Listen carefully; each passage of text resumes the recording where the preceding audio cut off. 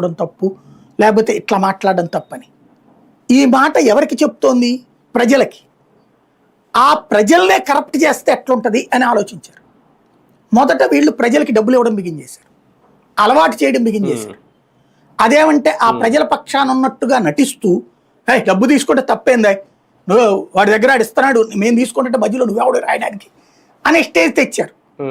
తద్వారా వాళ్ళని కరప్షన్కి అలవాటు చేశారు. రెండోది, అర్హత లేకున్న రేషన్ కార్డులు ఇవ్వడము, అర్హత లేకున్న ప్రభుత్వ బెనిఫిట్స్ ఇవ్వడము చేశారు. తద్వారా వాడు ₹1,00,00,000 తింటున్నాడంటే మనకు కూడా అర్హత లేకపోయినా ఇల్లు వచ్చింది కదా, అర్హత లేకపోయినా రేషన్ వస్తుంది కదా, ఎవడు రేంజ్లో ఆడు తింటాడులే అనే ఫీలింగ్ జనంలో తెచ్చారు. ఎప్పుడైతే జనానికి కరప్షన్ అలవాటు చేశారో వాళ్ళు రాజకీయ నాయకుడు కరప్షన్ని జీర్ణించుకోవడం మిగించేశారు. భారీగా తింటే ఫీల్ అవ్వాల్సిందే కానీ ఇప్పుడు ఎవరు తింటలేదులే అంటున్నారు. ఇదివరకు ఒక ఇసుక గురించినో, ఒక మద్యం గురించినో, లేకపోతే ఒక గనుల గురించిన వార్త వస్తే వామ్మో అనుకునే స్టేజ్ నుంచి ఆడు 100 కోట్లు తిన్నాడు, దీని అమ్మ జీవితం వాళ్ళపై 1000 కోట్లు తింటే ఇది 100 కదరా అంటున్నారు వీళ్ళు. ఇలాగ ఫస్ట్ జనాన్ని అలవాటు చేశారు.